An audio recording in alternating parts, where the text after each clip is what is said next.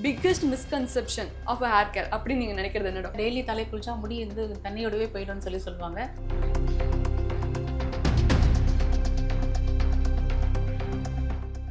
Balance வரது வந்து common ரீசன்ஸாக கிடையாது இல்லையா? பேலன்ஸ்லேயே டிஃப்ரெண்ட் வெரைட்டிஸ் இருக்கு இல்லையா? ஸோ இது வந்து ஜெனட்டிக்கலி டிட்டர்மைன் பேலன்ஸ் வந்து like male pattern alopecia, female pattern alopecia சொல்லுவாங்க இல்லையா?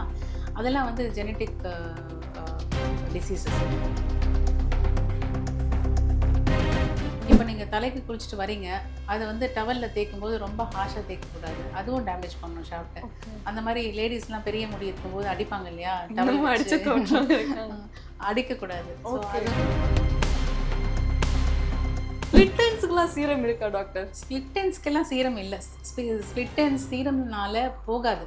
ஓகே, அது ஒன்ஸ் ஃபார் ஆல் டேமேஜ், அவ்வளோதான். கியூட்டிக்கல் டேமேஜ் ஆயிடுச்சு.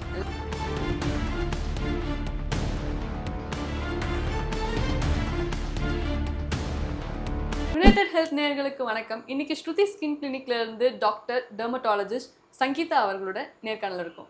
வணக்கம் டாக்டர். வணக்கம் டாக்டர். ஹேர் பற்றி நிறைய டவுட்ஸ் இருக்குது டாக்டர். ஸோ வந்து hair loss, hair fall and baldness இது எல்லாமே பற்றி ஒரு காமன் கான்செப்ட்ஸ் தெரியும். ஆனால் அதை தாண்டி ஒரு மெடிக்கல் டேர்ம்ஸை சொல்லுங்கள் டாக்டர். ஹேர் ஃபால் அப்படின்னு சொன்னால் ஒரு நாளைக்கு ஒரு 50 to 100 ஹேர்ஸ் ஒரு நாளைக்கு ஃபால் இருந்ததுன்னா அது நார்மல். ஆனால் அதுக்கு மேலே 100 ஹேருக்கு மேலே வந்து முடி கொட்டுச்சுன்னா தான் அந்த ஹேர் ஃபால்னு சொல்கிறோம். அந்த மாதிரி வந்து ஹேர் டென்சிட்டி கம்மியாகும். அந்த ஹேர் ஃபால் இருக்கவங்களுக்கு வந்து அந்த ஃபாலிக்கிள்லே வந்து க்ரோத் சரியாக இருக்காது, ஃபாலிக்கிள் வந்து டேமேஜ் இருக்கும். ஸோ அதனால் அவங்களுக்கு டென்சிட்டியும் கம்மியாகும், ஃபால் ஆகும். அது ப்ரோக்ரஸ் ஆகி அதிகமான கிரேடில் போச்சுன்னா பேலன்ஸ் வந்துடும். பேலன்ஸ் வந்துடும்னு சொல்கிறீங்க. லைக் பேலன்ஸ் வரது வந்து காமன் ரீசன்ஸாக கிடையாது இல்லையா? பேலன்ஸ்லேயே டிஃப்ரெண்ட் வெரைட்டிஸ் இருக்கு இல்லையா? ஸோ இது வந்து ஜெனட்டிக்கலி டிட்டர்மைன் பேலன்ஸ் வந்து like male pattern alopecia, female pattern அலோபேஷியாலாம் சொல்கிறாங்க இல்லையா? அதெல்லாம் வந்து ஜெனட்டிக் டிசீஸ் கிடையாது, ஒரு நார்மல் தான் அது. அவங்க பேரண்ட்ஸ்க்கெலாம் இருந்துச்சுன்னா வந்து உங்களுக்கு பேலன்ஸ் வரும். ஸோ இது இல்லாமல் மற்ற ஹேர் ஃபால்ஸ்லாம் இருக்குது. பிகாஸ் இந்த ஸ்ட்ரெஸ் ரிலேட்டட் ஹேர் ஃபால் இருக்கும், அது டீலோஜன் எஃப்ளூன்னு சொல்லுவாங்க. அது இல்லாமல் nutritional deficiencies like iron, B12, protein deficiencies, vitamin D deficiency. எந்த அளவுக்கு நீங்கள் இப்போ நியூட்ரிஷன்ஸ் பற்றி பேசுகிறதுனால நான் கேட்குறேன். ஸோ ஹேருக்கு எந்த அளவுக்கு ப்ரோட்டீன் அண்ட் நியூட்ரிஷன் தேவைப்படுது? கரெக்டுன்னே ஒரு ப்ரோட்டீன் தான். ப்ரோட்டீன் வந்து கம்மியாக ஆச்சு அப்படின்னா, டெஃபிஷியண்ட்டாக இருக்காங்க, மேல் நியூட்ரிஷன் இருந்ததுன்னா அதெல்லாம் உங்களுக்கு ஹேர் ஃபால் லைக் ஃபால்லாம் காமிக்கும். க்ரோத் நல்லா இருக்காது, டென்சிட்டி நல்லா இருக்காது, திக்னஸ்லாம் போயிடும். ஸோ அது தட் இஸ் நீங்கள் வந்து என்ன கேட்குறீங்கன்னு தெரியல. ப்ரோட்டீன்ன்றது ஒரு அது ஃபுட்டில் வந்து அது ஒரு ஃபுட்டாக எடுத்துக்கும் போது நம்ம எந்த மாதிரி பண்ணுறோம்? லைக் வெஜிடேரியன்ஸ் வந்து ப்ரோட்டீன் ரிச்சாக எடுக்கணும். சோயா தான் வெஜிடேரியன் ப்ரோட்டீனில் வந்து ஓகே நல்ல ப்ரோட்டீன் கண்டென்ட் இருக்குது. இப்போ சப்ளிமெண்ட்ஸ்லாம் நிறையா வருது. இப்போ ஹேர் ஃபால்னு வந்துருச்சுன்னா உங்களுக்கு அமினோ ஆசிட், அந்த ப்ரோட்டீனோட பிரேக் டவுன் ப்ராடக்ட் வந்து அமினோ ஆசிட் தானே. அமினோ ஆசிட் டேப்லெட்ஸ்லாமே நிறையா இருக்குது. டாக்டர், இப்போ உங்களுக்கு வர பேஷண்ட்ஸ்லாம் நீங்கள் வந்து முதல்ல எப்படி எக்ஸாமின் பண்ணுறீங்க? லைக் இந்த ட்ரீட்மெண்ட்டுக்கு போங்க அப்படின்னு அந்த மாதிரி ப்ரொசீஜர்ஸ் இருக்கும் இல்லையா? அதை பற்றி எங்களுக்கு ஷேர் பண்ணுங்கள். ட்ரீட்மெண்ட் பொறுத்த வரைக்கும் என்னென்னா, முதல்ல காஸ் என்னன்னு சொல்லி பார்க்கணும். இப்போ ஹேர் ஃபாலுக்கு வந்து நம்ம 2 காஸ் பேசணும். ஜெனட்டிக் அது ஒன்றும் பெருசாக பண்ண முடியாது. ஹார்மோன் லைக் ஹார்மோன் அண்ட் இம்பேலன்ஸ்லாம் இருக்கு இல்லையா, அது பார்க்கணும். ஹார்மோன் இம்பேலன்ஸ்னால் அந்த PCOD பேஷண்ட்ஸ்லாம் இருக்காங்க, அவங்களுக்கு ஹேர் ஃபால் இருக்கும். Thyroid, hypothyroid or hyperthyroid, thyroid hormone வந்து அதிகமாக செக்ரேட் ஆனாலும் ஹேர் ஃபால் இருக்கும், கம்மியாக செக்ரேட் ஆனாலும் ஹேர் ஃபால் இருக்கும். ப்ரெக்னென்சி பீரியட்லலாம் வந்து ஹேர் ஃபால் இருக்கும். ஸோ இதெல்லாம் வந்து டீலோஜன் எஃப்ளூன்னு சொல்லுவாங்க. முன்னாடி சொல்லிட்டோம், நியூட்ரிஷனல் டெஃபிஷியன்சிஸ்லாம் வந்து நம்ம சொல்லிட்டோம். அது இல்லாமல் ஆட்டோமியூன் டிசீசஸ்ன்னு சொல்லி ஒன்று இருக்குது. Like autoimmune immune mediated disease, alopecia ஏரியாட்டான்னு சொல்லி ஒன்று இருக்குது. அது இருக்குது. மெடிகேஷன், சர்டன் மெடிகேஷன்ஸ்லாம் வந்து ஹேர் ஃபால் ப்ரொடியூஸ் பண்ணும். மெயினாக அந்த ஆன்டி கேன்சர் ட்ரக்ஸ். ஓகே, இப்போ பிபிக்கு வந்து டேப்லெட்ஸ் போடுறாங்க இல்லையா, அதெல்லாம் வந்து உங்களுக்கு ஹேர் ஃபால் ப்ரொடியூஸ் பண்ணும். ஸ்ட்ரெஸ்ஸு, ஜாஸ்தியாக ஸ்ட்ரெஸ் இருந்ததுன்னா, psychological stress, physiological stress, physiological like physical ஸ்ட்ரெஸ்ஸுன்னு வச்சுக்கோங்களேன். நம்ம ஃபீவர்லாம் வந்ததுன்னா கூட, ஓகே, இந்த டைஃபாய்டு அந்த மாதிரிலாம் ஃபீவர்ஸ்லாம் வந்துச்சுன்னா அதில் தான் வந்து உங்களுக்கு ஹேர் ஃபால் இருக்கும். சர்ஜரி அண்டர்கோ பண்ணாங்கன்னா அவங்களுக்கு ஹேர் ஃபால் இருக்கும். லைக் டாக்டர், இப்போ இந்த ட்ரீட்மெண்ட்ஸ்லாம் சொன்னீங்க, லைக் இன்ஃபெக்ஷன்னாலே வரும். இப்போ புழுவெட்டு பத்தி நம்ம டிஸ்கஸ் பண்ணலாம். இன்ஃபெக்ஷன் புழு வெட்டு ரெண்டுமே வேற. ஓ ஓகே. இன்ஃபெக்ஷன்றது யூஸ்வலாக தலையில் வந்து இந்த டீனியா கேபிட்டிஸ்ன்னு சொல்லுவாங்கல்ல, இந்த fungal infection, folliculitis, bacterial infection, இதெல்லாம் வந்து டிஃப்ரெண்ட்.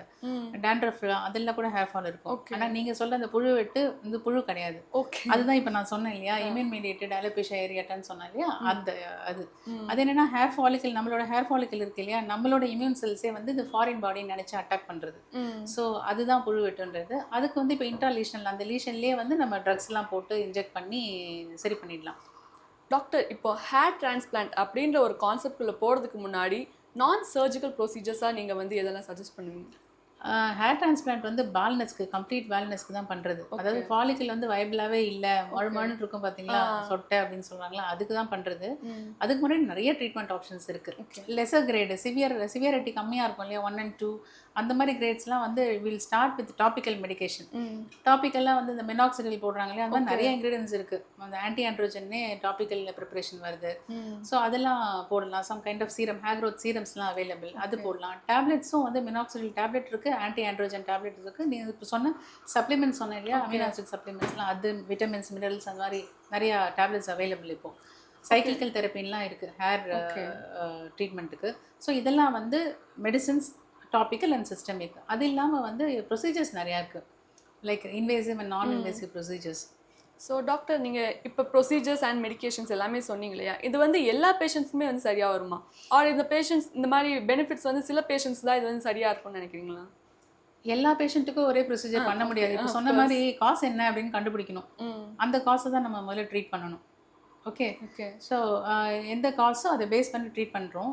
இப்போ ட்ரீட்மெண்ட் ஆப்ஷன்ஸ்ன்னு பார்த்தீங்கன்னா இப்போ நிறைய வந்து பிஆர்பி, ஜிஎஃப்சிஸ், அந்த இன்ஜெக்ஷன்ஸ் வருது, மீசோதெரப்பிஸ் வருது, எக்ஸோசோம்ஸ். இப்போ ரீசெண்டாக வந்து பிடிஆர்என் அண்ட் எக்ஸோசோம்ஸ்ன்னு சொல்லி ஒன்று இருக்குது.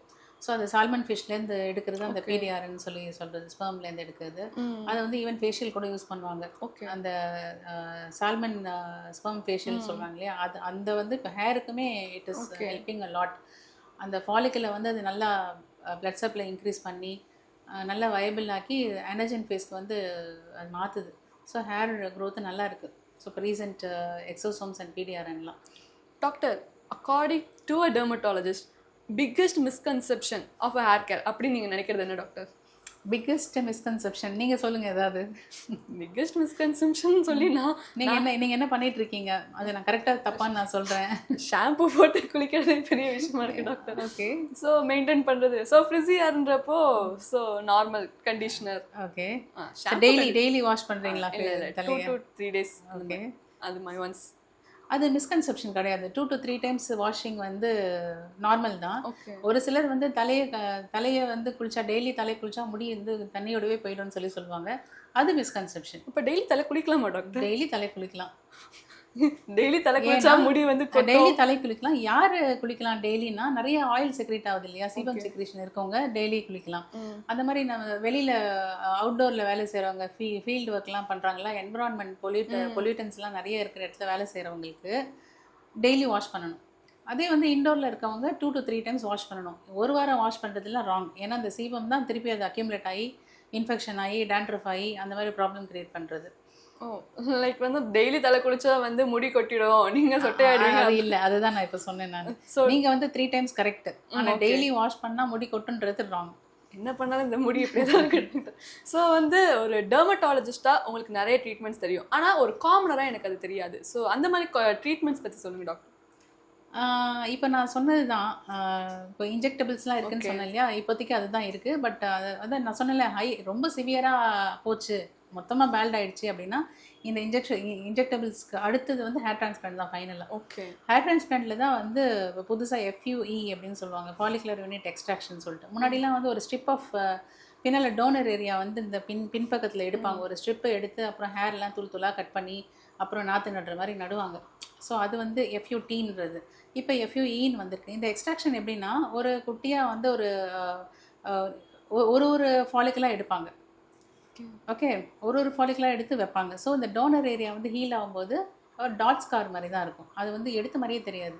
ஸோ இப்போ அதுதான் ஒரு அட்வான்ஸ்டு ப்ரொசீஜர். நீங்கள் ஒரு டெர்மட்டாலஜிஸ்ட்னால நான் கேட்குறேன், உங்களுக்கு ஒரு வேளை ஹேர் லாஸ்ன்னு வந்தால் இப்போ நீங்கள் சொன்ன ட்ரீட்மெண்ட்ஸில் எது ஃபாலோ பண்ணுவீங்க? இப்போ நான் சொன்ன ட்ரீட்மெண்ட் எல்லாத்தையும் நான் ஃபாலோ பண்ணுவேன். ஆல்ரெடி வந்து கொஞ்சம் ஃபியூ சீரம்ஸ் யூஸ் பண்ண ஆரம்பிச்சிருக்கேன், கொஞ்சம் சப்ளிமெண்ட்ஸ்லாம் போட ஆரம்பிச்சிருக்கேன். இன்னும் சப்போஸ் ப்ராக்ரஸ் ஆச்சு அப்படின்னா வந்து I will take all the treatments. I am very much interested in taking in this injectables. Doctor இப்போ வந்து நீங்கள் சீரம் சொன்னதுனால நான் கேட்குறேன், ஸ்பிளிட் எண்ட்ஸுக்குலாம் சீரம் இருக்கா டாக்டர்? ஸ்பிளிட் எண்ட்ஸ்க்கெல்லாம் சீரம் இல்லை. ஸ்பிளிட் எண்ட்ஸ் சீரம்னால போகாது. ஓகே, அது ஒன்ஸ் ஃபார் ஆல் டேமேஜ், அவ்வளோதான். கியூட்டிக்கல் டேமேஜ் ஆயிடுச்சு. நிறைய காசு கொடுத்து வாங்கணும். அது வந்து நிறைய காசு இருந்தால் கொடுத்து வாங்கலாம், பட் அது வந்து கியூர் கிடையாது. ஸ்பிளிட் எண்ட்ஸ் அப்போ எந்த ஒரு கியூருமே கிடையாதா டாக்டர்? கியூர் கிடையாது. அது ட்ரிம் தான் பண்ணலாம். நீங்கள் சொன்ன மாதிரி சீரம்லாம் போட்டால் தெரியாத மாதிரி ஒரு காமஃப்ளேஜ் எஃபெக்ட் தான் வரும். அப்போதைக்கு வந்து பாண்டிங் எஃபெக்ட் வருமே ஒழிய திருப்பி அந்த சீரம் போயிடுச்சு அப்படின்னா அது திருப்பி ஓப்பன் ஆகிடும். லைக் நிறைய ஸ்டைலிஷ்டாக இருக்கட்டும், நிறைய செலிபிரிட்டிஸாக இருக்கட்டும், ஹேர் ஸ்ட்ரைட்னிங், ஹேர் எப்படி சொல்கிறது, கெரட்டின் ட்ரீட்மெண்ட்ஸ் இந்த மாதிரி நிறைய எடுக்கிறாங்க. அது அவங்க ஹேர் டேமேஜ் பண்ணாதாம? ஆமாம், நீங்கள் ஹேர் ஸ்ட்ரைட்டனிங்கில் வந்து நிறைய டெம்பரேச்சர் ஹீட் வச்சு தான் அதை செய்வாங்க. ஸ்ட்ரைட்டனிங் ஆகட்டும், கேர்லிங் ஆகட்டும், நல்லா ஹீட் வச்சு தான் செய்வாங்க. ஷாஃப்ட் அது கம்ப்ளீட்டாக டேமேஜ் பண்ணிவிடும். கியூட்டிக்கலை டேமேஜ் பண்ணி அது பிரேக் ஆகிடும். ஹேர் ஃபால் நிறைய இருக்கும். அதனால் வந்து எவ்வளோ ஹீட்டை வந்து அவாய்ட் பண்ண முடியுமோ அந்த மாதிரி ஸ்டைல் தான் நீங்கள் பண்ணணும். ஸோ இதே மாதிரி தான் கலரிங்கும் அவங்களை அஃபெக்ட் பண்ண போகுது. கலரிங்லேயும் வந்து ப்ளீச்சிங் ஏஜென்ட் போடுறாங்க இல்லையா, அதுவுமே வந்து ஹேர் ஷாஃப்ட்டை டேமேஜ் பண்ணி that will also cause hair fall. நீங்கள் ப்ளீச்சிங்கை அவாய்ட் பண்ணணும், ஹேர் கலரிங் அவாய்ட் பண்ணணும். அது மாதிரி இந்த ஹீட் ஸ்டைல் தானே அது பேர், ஹீட் ஸ்டைல்லாம் நீங்கள் வந்து ஸ்டைலிங்லாம் அவாய்ட் பண்ணணும். விமென்ஸ் வந்து அந்த மாதிரி இன்னொரு இம்பார்ட்டன்ட் என்னன்னா வந்து டைட்டாக போனி போடுறாங்க இல்லையா, அதெல்லாம் வந்து traction alopecia. Tight hair style எதுவுமே பண்ணக்கூடாது. ட்ராக்ஷன் அலோபேஷியா வந்துடும். ஃப்ரெஞ்ச் ஃப்ரைடு அப்போ போடக்கூடாது டாக்டர்? அது டைட்டாக போடாதீங்க, லூஸாக போடுங்க. டைட்டாக போட்டால் தான் அந்த லேயர் தெரியும் டாக்டர். இப்போ வந்து விமென்ஸ் வந்து இந்த மாதிரி ஹேர் ஸ்டைலிங் இதெல்லாம் இருக்குங்க, அதே மாதிரி பாய்ஸ் ஃபயர் ட்ரீட்மெண்ட்லாம் பண்ணுறாங்களே, அதுக்கு என்ன பண்ணுறது? அதே தான். எவ்வளோ ஹீட் வந்து எந்த மென் ஆகட்டும் ஃபீமேல் ஆகட்டும் ஹீட் வந்து ஹேர் டேமேஜ் பண்ணிடும். அது பண்ணக்கூடாது. கடைசியாக ஒன்று கேட்குறேன், கொஞ்சம் ஹேர் டிப்ஸ் மட்டும் சொல்லிடுங்க டாக்டர். ஓகே. ஸோ வந்து நார்மல் ருட்டீன்லேருந்தே போயிடலாம், லைக் ஷாம்பூலேருந்து அதே மாதிரி சொல்லுங்க. ஹேரோட ரொட்டீன் என்னென்னா, தலை குளிக்கிறீங்கன்னா நீங்கள் ஒரு லியூக் வார்ம் வாட்டர் இல்லைனா கோல்டு வாட்டரில் குளிங்க. ஹாட் வாட்டரில் குளிக்கக்கூடாது. ஹாட் வாட்டரில் என்ன ஆகும்னா மேலே இருக்க அந்த ஆயிலி லேயர் வந்து போயிடும், ப்ரொடெக்டிவ் லேயர் போயிடும். அதனால் ஹாட் வாட்டர் ரொம்ப கொதிக்கலாம் தலையில் போடக்கூடாது. ஸோ அது ஒன்று. ஜென்டில் ஷாம்பு யூஸ் பண்ணணும். பிஹெச் வந்து பேலன்ஸ்டாக இருக்கணும். நம்ம ஸ்கால் பிஹெச் வந்து 4.5 to 5.5 அந்த பிஹெச் வந்து பிஹெச் பேப்பர் வச்சு சொல்கிறாங்களே, அதுவும் இதுவும் ஒன்று தான் டாக்டர்? பிஹெச் பேப்பர் வச்சு நீங்கள் செக் பண்ணலாம், ஷாம்புவோட பிஹெச் எவ்வளோ இருக்குன்னு செக் பண்ணலாம். ஓகே. அந்த கலர் மேட்ச் ஆகுதான்னு சொல்லி பார்ப்பாங்க. பிஹெச் பேப்பரில் வந்து ரெட் அண்ட் ப்ளூ எண்ட் இருக்கு இல்லையா, அதை வச்சு we can check. Next conditioner doctor. Right. So இந்த மாதிரி தலைக்கு குளிக்கிறது வந்து இதை போட்டுருங்க. ஷாம்பு வந்து மைல்டாக போட்டுருக்கோங்க. சல்ஃபேட் ஃப்ரீ இருக்கணும், பேரபன் ஃப்ரீயாக இருக்கணும். அந்த மாதிரி ஷாம்பு செலக்ட் பண்ணிக்கோங்க. அடுத்து கண்டிஷனர் போடும்போது ரூட்டில் போடக்கூடாது கண்டிஷனர். ஹேரோட கொஞ்சம் away from the root start பண்ணிவிட்டு middle of the hair start பண்ணிட்டு கீழே டிப் வரைக்கும் போடணும். ஒரு 1 or 2 மினிட்ஸ்க்கு அப்புறம் வாஷ் பண்ணணும். இப்போ லீவான் கண்டிஷனர்ஸ்லாம் வருது, you can use that also. தோட்டினதுக்கப்புறம் அது யூஸ் பண்ணலாம். இது இல்லாமல் சீரம்ஸும் யூஸ் பண்ணுங்க அப்படின்னு சொல்லியும் சொல்கிறாங்களே டாக்டர், லைக் கண்டிஷனர் போட்டதுக்கப்புறம்? கண்டிஷனர் போட்டதுக்கப்புறம் அதான் நம்ம ஹேருக்கு என்ன டைப் ஆஃப் ட்ரீட்மெண்ட் தேவைப்படுதோ அந்த சீரம்ஸ்லாம் இப்போ அவைலபிள். மாய்ஸ்சரைசிங் சீரம்ஸ் இருக்குது. இந்த கேர்லி ஹேரை வந்து மெயின்டைன் பண்ணுறதுக்குலாம் சீரம்ஸ் இருக்குது. அது வந்து இட்ஸ் ஆல் அவைலபிள். அவங்களுக்கு கோம்பிங் பற்றியும் சொல்கிறேன். நீங்கள் டிப்ஸ் கேட்டீங்க இல்லையா, ஹேர் கோம்பிங் பற்றி சொல்கிறேன். ரிப்பீட்டடாக நிறைய தடவை கோம் பண்ணக்கூடாது, கியூட்டிக்கல் டேமேஜ் பண்ணிடும். இப்போ நீங்கள் தலைக்கு குளிச்சுட்டு வரீங்க, அதை வந்து டவலில் தேய்க்கும் போது ரொம்ப ஹாஷாக தேய்க்கக்கூடாது, அதுவும் டேமேஜ் பண்ணணும் ஷாஃப்ட்டை. அந்த மாதிரி லேடிஸ்லாம் பெரிய முடி இருக்கும்போது அடிப்பாங்க இல்லையா, டவல் அடிக்கக்கூடாது. ஸோ அதுவும் வந்து ஹேர் டேமேஜ் பண்ணும். ஓகே. ஸோ நல்லா ட்ரை ஆனதுக்கப்புறம் தலையை வந்து கோம் பண்ணுங்கள். வெட் ஹேரில் வந்து கோம் பண்ண வேண்டாம். ஸோ ஸோ இவ்வளோ நேரம் டிப்ஸ் கொடுத்தீங்க, ரொம்ப பொறுமையாக. Thank you so much doctor. நான் கேட்ட ஒவ்வொரு கொஸ்டினுக்கும் ரொம்ப நல்லாவே ஆன்சர் பண்ணீங்க. So thank you so much. Thank you.